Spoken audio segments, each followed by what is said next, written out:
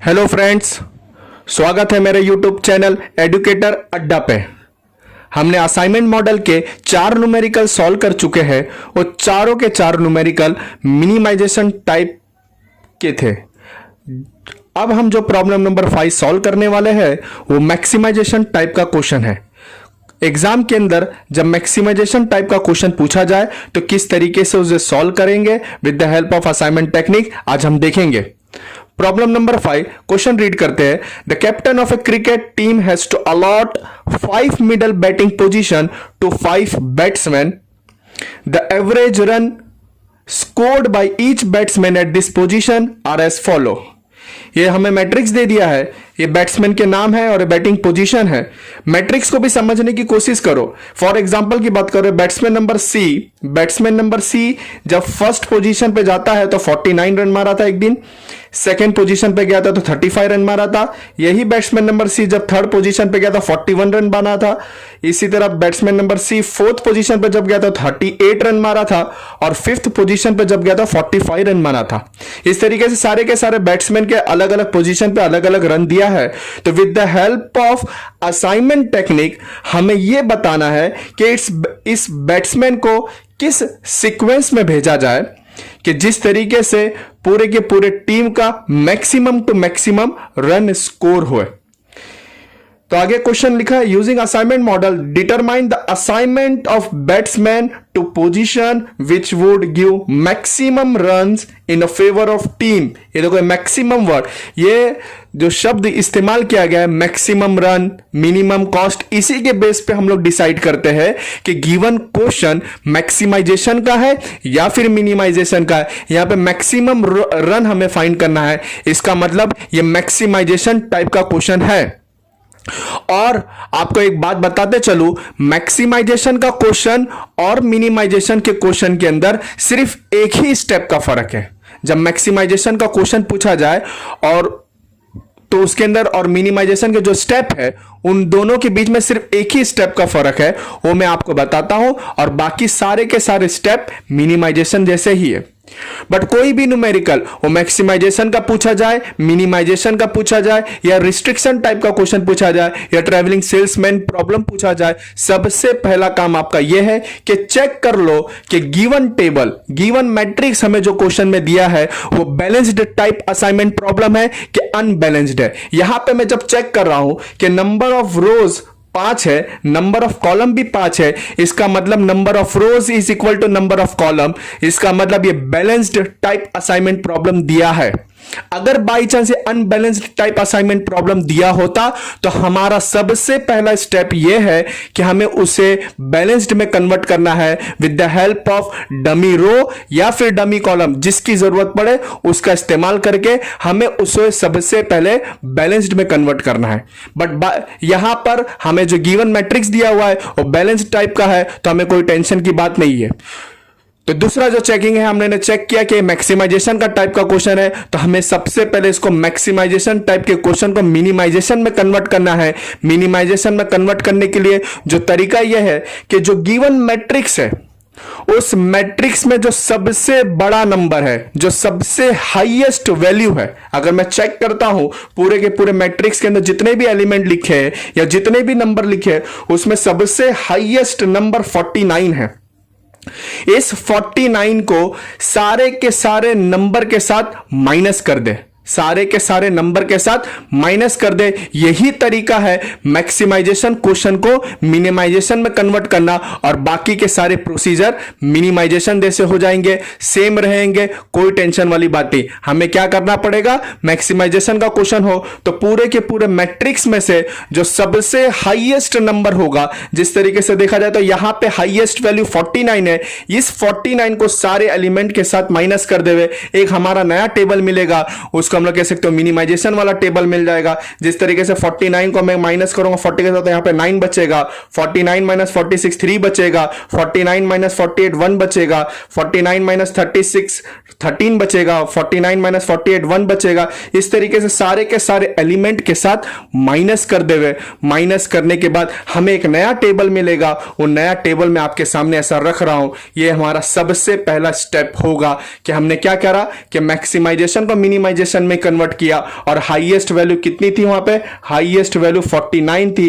मैं 49 लिख लेता हूं, याद रहेगा। उसी के बेस पे मैंने सारे 49 को सारे के सारे एलिमेंट के साथ माइनस किया, तो ये मेरा नया टेबल मिल जाएगा। बहुत ईजी स्टेप है। इसके बाद हमारा जो स्टेप होता है वो हमें रो ऑपरेशन करना रहता है। रो ऑपरेशन भी बहुत इजी है। रो ऑपरेशन के अंदर क्या है कि हमें हर इंडिविजुअल हर रो को स्कैन करना है।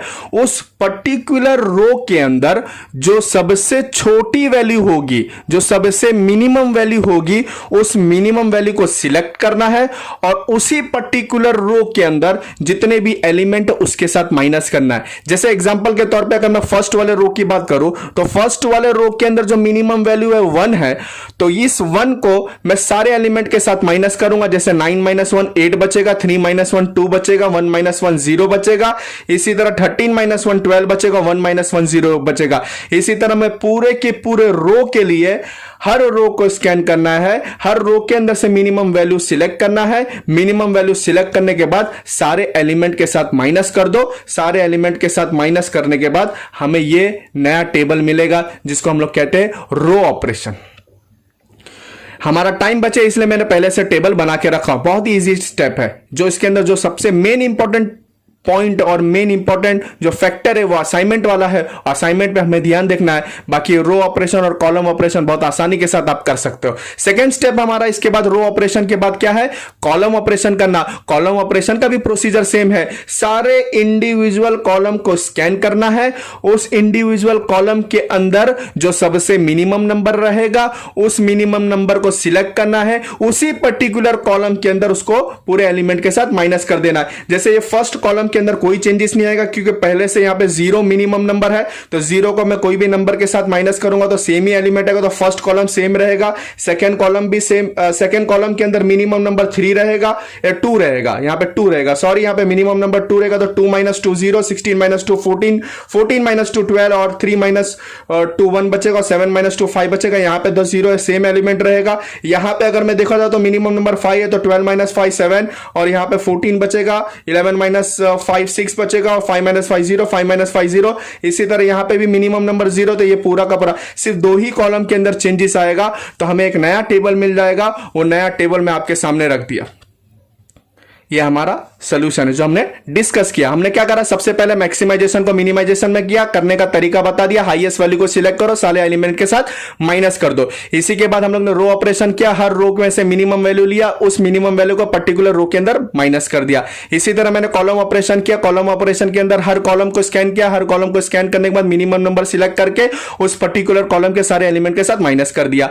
थर्ड हमारा लास्ट एंड फाइनल जो स्टेप होता है वो असाइनमेंट करना रहता है। असाइनमेंट करने का प्रोसीजर मैंने आपको पहले बता चुका है, वापस से रिपीट करते हैं हम लोग इस न्यूमेरिकल के लिए। तो हम लोग डिस्कस करते हैं असाइनमेंट करने का जो तरीका है, सीक्वेंस में करना है। सीक्वेंस में करना है, आराम से देख के करना है। एक भी मिस्टेक आपके आंसर आने के रॉन्ग आने के चांसेस बढ़ जाएंगे। स्टेप क्या है, हमको क्या करना है, स्टेप टू स्टेप हर रो को स्कैन करना है, स्टेप टू स्टेप हर कॉलम को स्कैन करना है और हमको सबसे पहले एक 0 ढूंढना है। एक 0 ढूंढना है हर रो के अंदर और हर कॉलम के अंदर। तो मैं पहला रो चेक कर रहा हूं तो पहले रो के अंदर 3 0 है तो इसको इग्नोर कर दो। सेकंड रो में जाओ, फिर सेकंड रो में देख रहा हूं 1 0 है, इस 1 0 को मैंने असाइन कर दिया। और जब रो स्कैनिंग करो और कोई असाइनमेंट मिल जाता है तो करस्पॉन्डिंग कॉलम कैंसिल कर देना है। इसी और ये करस्पॉन्डिंग कॉलम एलिमिनेट और कैंसिल का मतलब होता है कि इस कॉलम के अंदर या इस पर्टिकुलर कॉलम के अंदर जितने भी एलिमेंट है उसको नेक्स्ट स्टेप में कंसीडर नहीं करना है।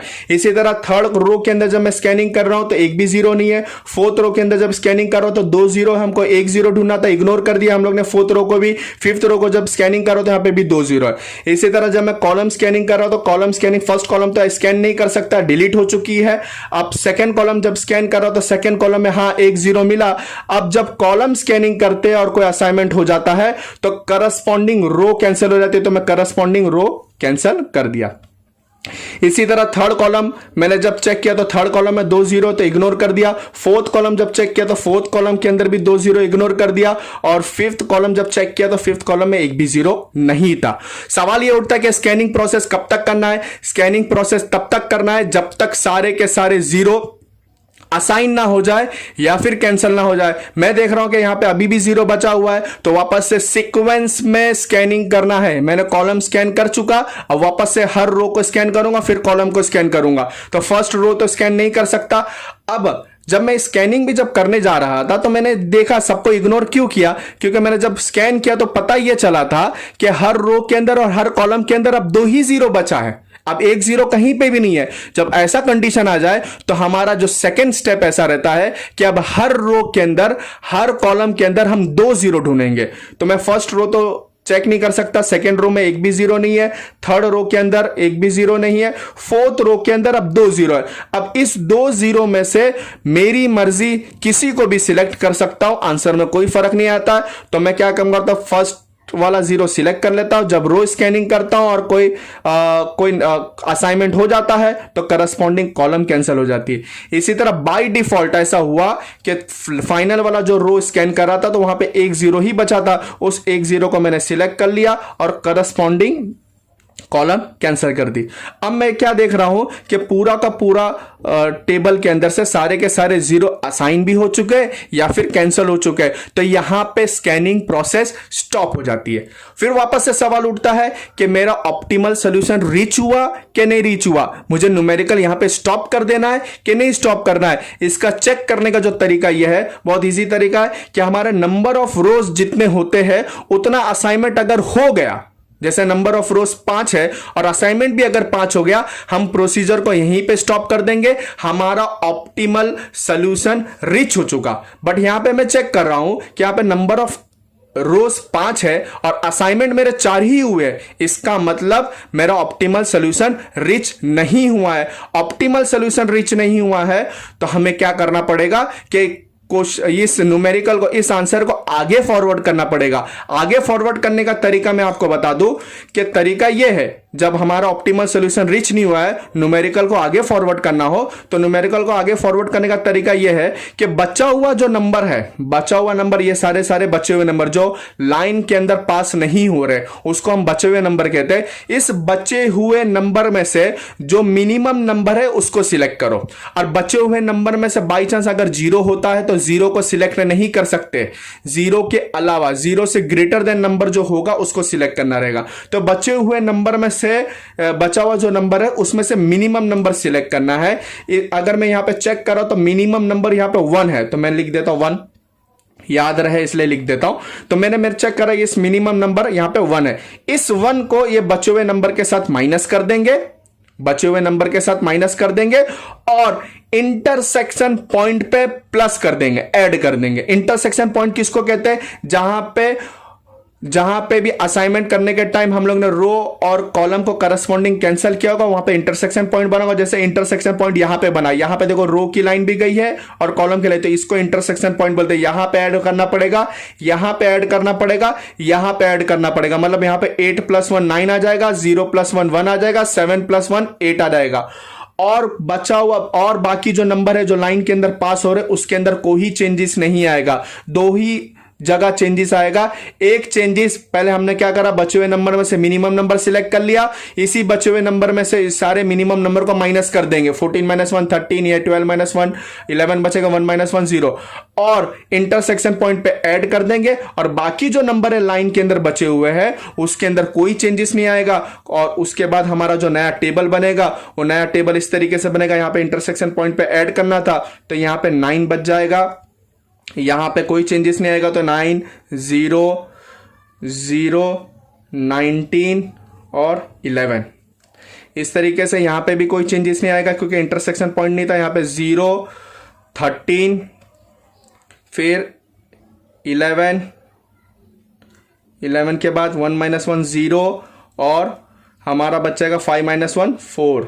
इस तरीके से यहां पे इंटरसेक्शन पॉइंट था तो यहां पे मैंने लिख दिया 1, यहां पे 1, यहां पे कोई चेंजेस नहीं, 12 8 0 0। इस तरीके से यहां पे इंटरसेक्शन पॉइंट है तो 7 + 8 हो जाएगा, तो यहां पे 8 हो जाएगा और बाकी सारे नंबर पे कोई चेंजेस नहीं, तो 14 6 0 0।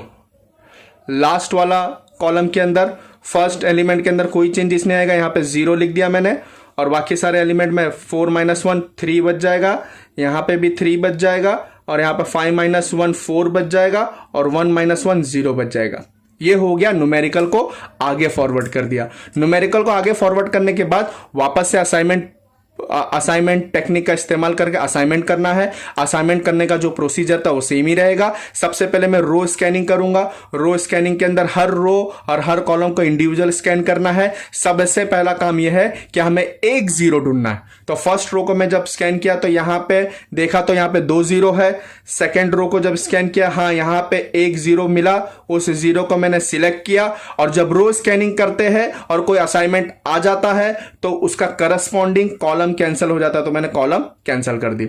इसी तरह थर्ड रो के अंदर एक भी जीरो नहीं है, फोर्थ रो के अंदर 3 जीरो है, और फिफ्थ रो के अंदर भी 3 जीरो है, इग्नोर करना पड़ेगा। इसी तरह फर्स्ट कॉलम तो स्कैन नहीं कर सकते, सेकंड कॉलम स्कैन करना, तो सेकंड कॉलम के अंदर 2 जीरो है, थर्ड कॉलम के अंदर भी 2 जीरो है, फोर्थ कॉलम में भी 2 जीरो है, और फिफ्थ कॉलम में भी 2 जीरो। पता यह चला कि हर रो और हर कॉलम के अंदर अब मिनिमम जो जीरो है वो 2 है या 2 से ज्यादा है।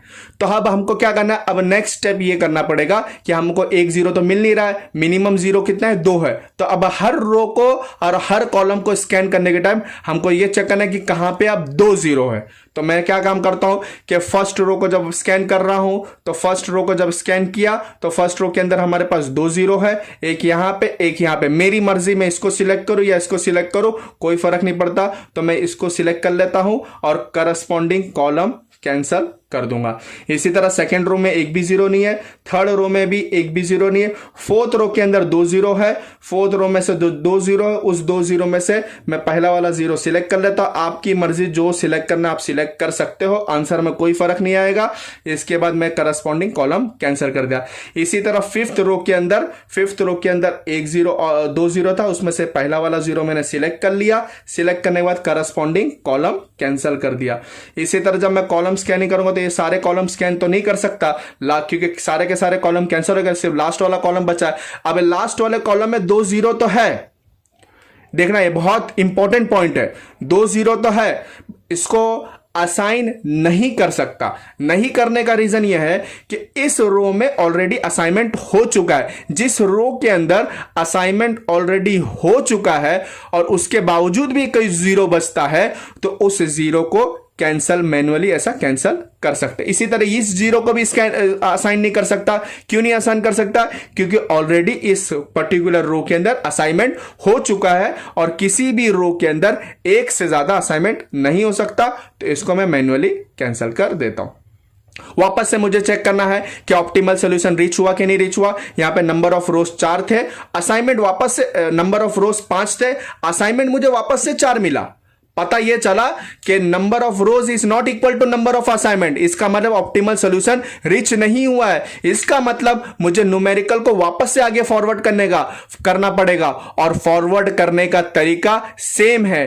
क्या तरीका है कि बचा हुआ नंबर, अब यहां पे अगर मैं देख रहा हूं पूरे के पूरे टेबल में बचे हुए नंबर सिर्फ 3 है। अब इस बचे हुए नंबर में से जो मिनिमम नंबर है उसको सिलेक्ट करता हूं। तो इसमें से मिनिमम नंबर कौन सा है? 3 मिनिमम नंबर है, तो मैं 3 को सिलेक्ट कर लिया।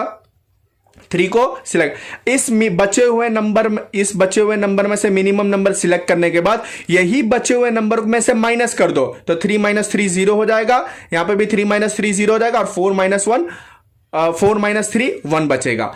अब क्या है, इंटरसेक्शन पॉइंट पे ऐड करना है, क्योंकि एक माइनस करना है और एक ऐड करना रहता है। तो मैं देख रहा हूं कि पूरे के पूरे टेबल में कहीं पे भी इंटरसेक्शन पॉइंट नहीं है। इसका मतलब हमें सेम टू सेम टेबल बनाना है, सिर्फ चेंजेस यहीं पे आएगा। तो चेंजेस यहां पे आएगा, उस चेंजेस को मैं पहले ऑलरेडी बना चुका हूं और ये पूरे के पूरे टेबल में कोई चेंजेस नहीं होगा क्योंकि इंटरसेक्शन पॉइंट नहीं है। और जो लाइन में पास होते नंबर उसमें कोई चेंजेस आता ही नहीं है, और जहां चेंजेस था मैंने चेंजेस कर दिया।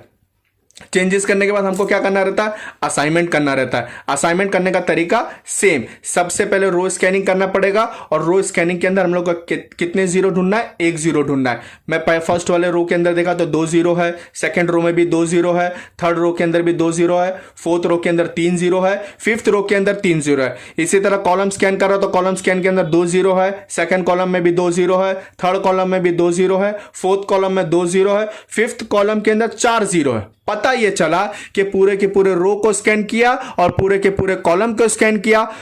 हर जगह मेरा जो मिनिमम जीरो है वो 2 है या 2 से ज्यादा है। तो अब क्या करूंगा, अब हर रो को स्कैन करूंगा, हर कॉलम को स्कैन करूंगा, अब चेक करूंगा कहां पे 2 जीरो है, वहां पे असाइनमेंट करूंगा। तो मैं क्या कर रहा हूं, फर्स्ट रो जब स्कैन किया तो फर्स्ट रो के अंदर 2 जीरो था, तो 2 जीरो में से पहला वाला जीरो मैं सिलेक्ट कर लेता हूं। अब जो रो स्कैनिंग करता हूं और कोई असाइनमेंट हो जाता है तो पर्टिकुलर कॉलम डिलीट हो जाती है। इसी तरह सेकंड रो जब स्कैन कर रहा हूं तो सेकंड रो के अंदर जब स्कैनिंग किया तो यहां पे भी 2 जीरो था, मैं फर्स्ट वाला जीरो सिलेक्ट कर लेता हूं। फर्स्ट वाला आपकी मर्जी, ये भी सिलेक्ट कर सकते हो, ये भी सिलेक्ट हो, कोई फर्क नहीं आएगा आंसर के अंदर। तो मैं फर्स्ट वाला सिलेक्ट कर लिया और करस्पॉन्डिंग कॉलम कैंसिल कर दे। इसी तरह बाय डिफॉल्ट थर्ड वाला जो रो था, थर्ड वाले रो के अंदर एक ही जीरो था, तो उस जीरो को मैंने सिलेक्ट कर दिया और करस्पॉन्डिंग कॉलम कैंसिल कर दिया। इसी तरह मैं फोर्थ रो को जब चेक करूं तो फोर्थ रो के अंदर 2 जीरो है, फोर्थ रो के अंदर जो 2 जीरो है तो इस जीरो को मैं सिलेक्ट कर लेता हूं, पहले वाले जीरो को, और करस्पॉन्डिंग कॉलम कैंसिल कर देता हूं। फिफ्थ रो को जब चेक करो तो बाय डिफॉल्ट एक ही जीरो बचा, इस जीरो को मैंने सिलेक्ट कर लिया और करस्पॉन्डिंग कॉलम कैंसिल कर दिया। पता ये चला कि मैं जब चेक कर रहा हूं कि पूरे के पूरे रो, पूरे का पूरा जीरो असाइन हो चुका है या फिर कैंसिल हो चुका है, तो स्कैनिंग प्रोसेस यहां पे स्टॉप करना है, चेक करना है कि ऑप्टिमल सोल्यूशन रीच हुआ कि नहीं रीच हुआ। पता चला ये कि भाई नंबर ऑफ रोज 5 थे, असाइनमेंट भी 5 हो गए, इसका मतलब ऑप्टिमल सोल्यूशन रीच हो चुका है। हमारे न्यूमेरिकल को यहीं पे स्टॉप कर देना है और हमारा ऑप्टिमल सोल्यूशन रीच हो चुका है। अब हमको क्या करना है, हर बैट्समैन का जो जिस पोजीशन पे असाइनमेंट हुआ है उस पोजीशन को लिख लेना है। तो हमारा ए बैट्समैन का पोजीशन कौन सा है, सेकंड पोजीशन पे असाइनमेंट हुआ है। इसी तरह बी पोजीशन का कहां असाइनमेंट हुआ है, फर्स्ट पोजीशन पे असाइनमेंट हुआ है। इसी तरह सी पोजीशन पे सी बैट्समैन का फिफ्थ पोजीशन पे असाइनमेंट हुआ है। इसी तरह डी बैट्समैन का थर्ड पोजीशन पे हुआ है और ई बैट्समैन का फोर्थ पोजीशन पे हुआ है। अब इस पोजीशन पे, इस पर्टिकुलर असाइनमेंट पे जहां पे असाइनमेंट है उस पोजीशन पे क्वेश्चन के अंदर, क्वेश्चन हमारा जो क्वेश्चन था उस क्वेश्चन में क्या नंबर था, उस नंबर को नोट करके हमारा जो रन आता है वो रन लिख लेना। तो मैं क्वेश्चन वाला पेपर ऊपर रखता हूं, तो हमारा जो पोजीशन पे था उस पोजीशन के हिसाब से हमको नंबर लिखना है। तो क्वेश्चन हमारा ये रहा और क्वेश्चन के पोजीशन के हिसाब से हम नंबर रखते हैं। ए का सेकंड पे था तो सेकंड पे हमारा क्या है, 46 है। इसी तरह बी का फर्स्ट है तो बी का फर्स्ट में 48 है। इसी तरह सी का फिफ्थ में है तो सी का फिफ्थ में 45 है। और डी का कितना है, हमारा डी का थर्ड पोजीशन पे है तो 49 है।